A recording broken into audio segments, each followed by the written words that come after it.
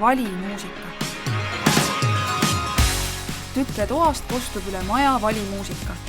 Ema on väga häiritud ja läheb tütrega sellest rääkima. Kuule, palun pane muusika vaiksema. Kuidas sa saad selle lärmi sees olla, ma aru ei saa, aga minul igal juhul pea lõhutab. Ei pane. Sinu peavalu ei huvitanud kõrvu. Palun pane vaiksema. Ma ei taha muusikat vaiksema.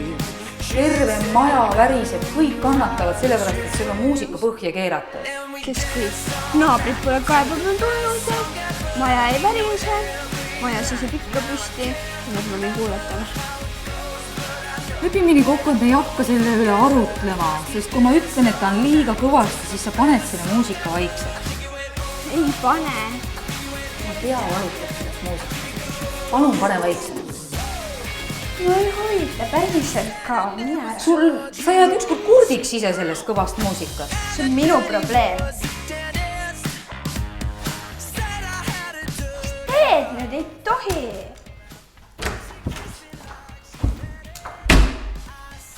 Can I take you on?